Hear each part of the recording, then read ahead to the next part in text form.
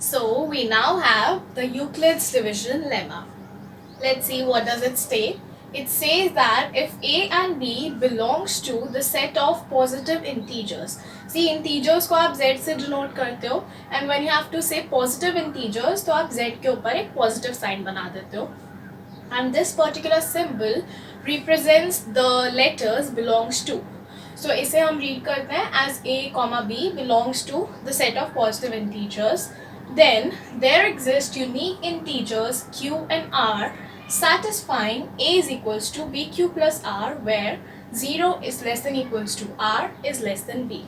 सो Euclid's division lemma क्या कहता है कि अगर हमारे पास दो पॉजिटिव इंटीजर्स हैं से a एंड b, तो हमेशा ही हमारे पास दो यूनिक इंटीजर्स एग्जिस्ट करेंगे q and r which will satisfy this condition, और जो r होगा वो 0 और b के बीच में वेरी करेगा. It can never be equal to b but it can be equal to 0.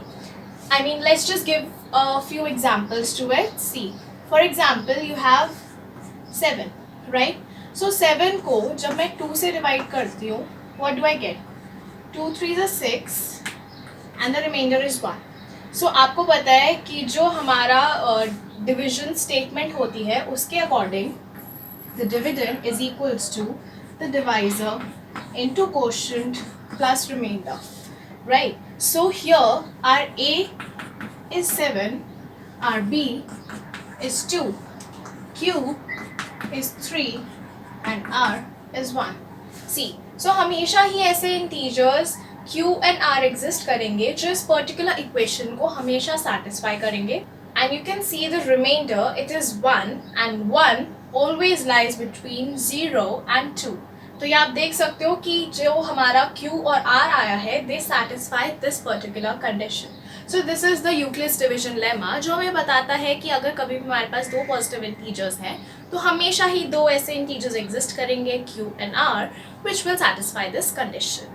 So we just saw कि एक Euclid division lemma क्या है. So this lemma actually gave us an algorithm जिससे हम दो या तीन या कितने भी numbers का HCF निकाल सकते हैं. So this is a very helpful lemma जो हमारे HCF निकालने में हमें help करता है.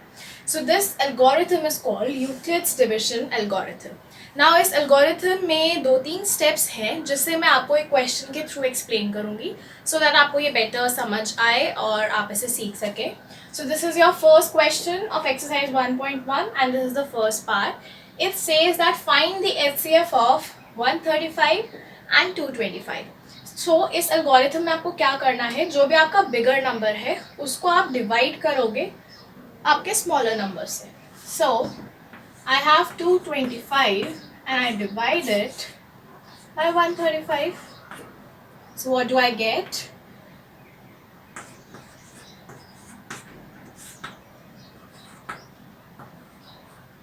I get 90. So this was your first step जिसमें आपको remainder क्या मिला है 90. See, remember आपका जो division lemma था उसमें ये बोला गया था that if there are two numbers a and b, so you always have unique integers q and r so that you can express that number as a is equals to bq plus r. Remember that? So इसी के according हम क्या करेंगे, हम इस पूरे setup को arrange करेंगे. So यहाँ पर आपका a क्या होगा 225 and this is equals to b is 135. The quotient that you got was 1 and the remainder was 90. So this is how you're gonna write it. See, जब तक आपको remainder 0 नहीं मिल जाता आप ये process continue करोगे. So now what do we do is we perform the long division. See, this is basically long division जिसकी आप हर एक equation लिख रहे हो हर step की. So now we divide 135 by 90. So we get 45 as the remainder. So आपका next step क्या होगा?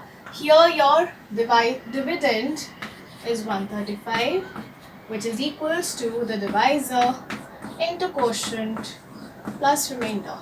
So अभी भी आपको remainder 0 नहीं मिला है. So we continue this process.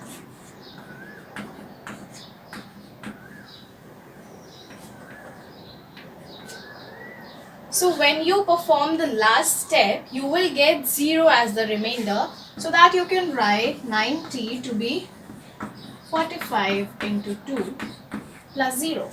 So this is what you can write using the Euclid's division lemma. क्योंकि उसमें हमने बोला था कि हम हमेशा a और b को इस तरीके से रिप्रेजेंट कर सकते हैं. So यहाँ पर आपकी फर्स्ट इक्वेशन में a है 225, b है 135. In your second equation, a is 135 and b is 90. And similarly, you keep moving on जब तक आपको रिमाइंडर 0 ना मिल जाए. So अब आपको रिमाइंडर 0 मिल गया है. That means your HCF.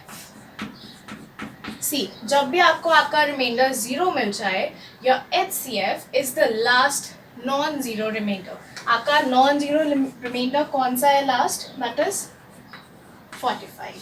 क्योंकि यहाँ पर रिमाइंडर 0 है, इससे ऊपर वाले स्टेप में रिमाइंडर 45 है. So that will be the HCF of the two numbers 135 and 225. So basically जो steps हैं इस algorithm के वो ये हैं. Step 1 is to divide A by B in such a form कि आप इसको इस तरीके से represent कर सको.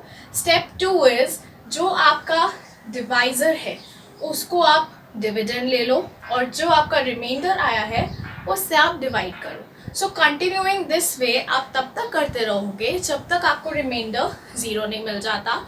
And then your HCF will be the last non zero remainder. So I hope this process was clear to you. And see remember जो algorithm है और लेमा है इसमें लोग बहुत कंफ्यूज हो जाते हैं.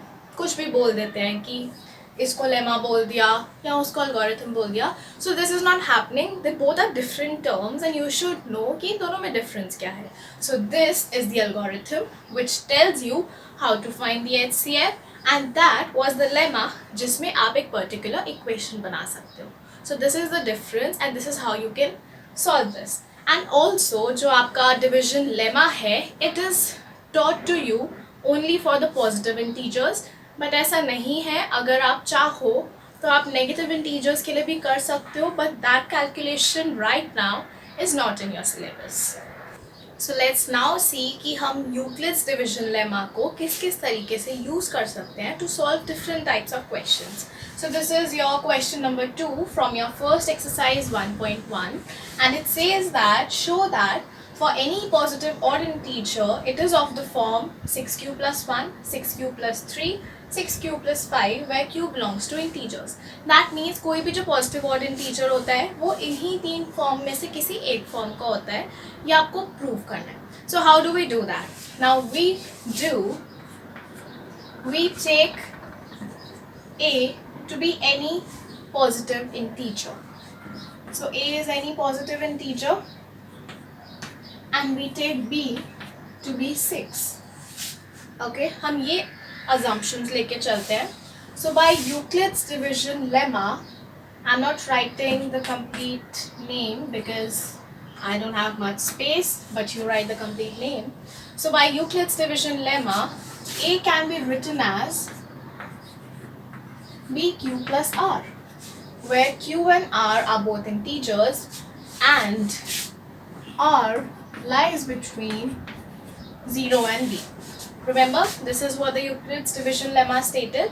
So आप इस तरीके से लिख सकते हो. Now here आपका b क्या है? 6. So therefore a can be written as 6q plus r, where r lies between 0 and 6. ठीक है. सो इसका मतलब आपकी r की पॉसिबिलिटीज़ क्या है? 0, 1, 2, 3, 4 and 5. Since 6 is not included तो आप इधर 6 नहीं लिख सकते. So therefore जो आपका a है वो किस किस फॉर्म्स का हो सकता है? It can be 6q जब r की वैल्यू 0 है. Then it can be 6q plus 1, 6q plus 2, 6q plus 3, 6q plus 4 and 6q plus 5, right? So these are all the forms which a positive integer can have, right? So अगर हम यहाँ पर अब देखें आपको बोला है कि आपको odd integer के बारे में बताना है, a positive odd integer. So if you look at this 6q, अब q तो एक integer है, so 6q can actually be written as 2 into 3q. इस तरीके से मैं लिख सकती हूँ. तो इसका मतलब क्या हो गया, ये तो एक इवन इंटीजर हो गया क्योंकि q की वैल्यू कुछ भी हो, this can always be divided by 2 and something जिसे आप 2 से डिवाइड कर सकते हो, that is an even integer, right? So this is an even integer, तो ये पॉसिबिलिटी तो हट गई. Now move on to 6q+2. अब 6q+2 में से अगर मैं 2 कॉमन ले लूँ, so I can write it as 3q+1. So अब मैं q की कोई भी चॉइसेस लूँ, this will always be an even integer because this can be divided by 2. So this also rules out our possibility, क्योंकि आपको और इंटीजर के बारे में आपको बताना है. Similarly, if I look at 6q+4 and if I take 2 common, I get 3q+2. So again, this will always be an even integer. So ये वाली possibility भी हट गई. So the only choices you have for an odd positive integers are 6q+1, 6q+3 and 6q+5. Therefore, अगर कोई भी positive integer होगा तो वो सिर्फ इन्हीं फॉर्म्स का हो सकता है. सो सी कितना इजी है ये प्रूफ. आपको कुछ नहीं करना, आपको a को पॉजिटिव इंटीजर लेना है और b को वो नंबर लेना है जो आपको इधर q के साथ दिख रहा है, जो q का कोएफिशिएंट है, आप उसे b ले लो.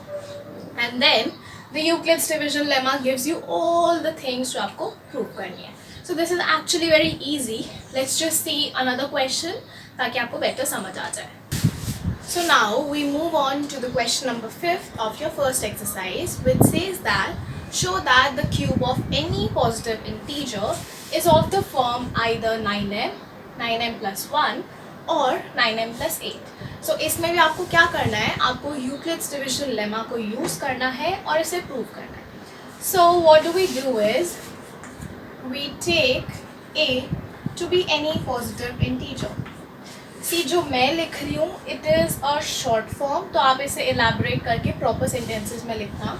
सो if we take a to be any positive integer and we take b to be 3, then by Euclid's division lemma a can be written as 3q+r, where r lies between 0 and 3. That means r की possibilities क्या क्या हो सकती हैं, 0, 1 और 2. अगर r की ये पॉसिबिलिटीज़ हो सकती हैं तो a की क्या फॉर्म्स हो सकती हैं, a can B 3q+1 and 3q+2, right? अगर आपका ये पॉजिटिव इंटीजर है, अब हम इसका क्यूब करके देखते हैं हमें क्या मिल रहा है. तो अगर हम a का क्यूब करें when a is equals to 3q, so you will first write that when a is equals to 3q. अब आप a क्यूब निकाल रहे हो, a क्यूब का मतलब क्या हुआ, 3q का cube, which is the same as 27q cube, which can be written as 9 into 3q, which is the same as 9 into m. इसको आप m ले सकते हो. सो आपको फर्स्ट फॉर्म मिल गई, ठीक है. अगर अब हम नेक्स्ट फॉर्म का क्यूब करें when a would be 3q+1, so this cube would give you 27q cube. So यहाँ पर आपको a plus b whole cube का फॉर्मूला लगाना है, which is a cube plus b cube plus 3a square b plus 3ab square. So with that we get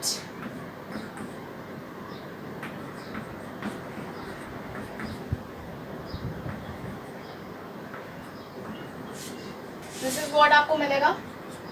now आप इसको rearrange कर सकते हो.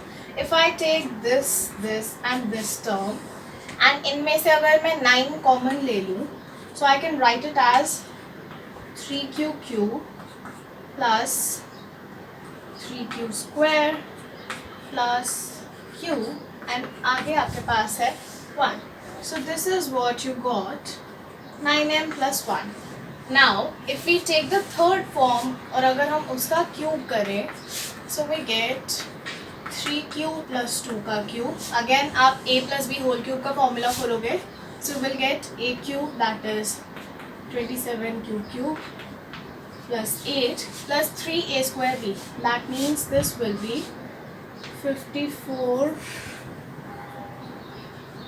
54q square and plus 3ab square, that is 36q. So आपको ये मिलेगा. अब अगर मैं इसे रीअरेंज करूँ and I take these terms together और उनमें से अगर मैं 9 कॉमन ले लूँ, what do I get? 3q plus 6q plus 4q and plus 8. Now if I take this whole bracket term to be m, I get the form 9m plus 8. So आपकी जो a के possible forms थी वो ये थी 3q plus 1 and 3q plus 2. और जब आपने उन forms का cube करा तो आपको पता चला that the cubes are of the form either 9m plus 1 और 9m plus 8. So this is how you can do such questions. आपको बस a की फॉर्म्स निकालनी है और फिर उनका क्यूब्स या स्क्वायर जो भी आपसे पूछा गया है वो आपको करके देखना है. I hope this was clear to you.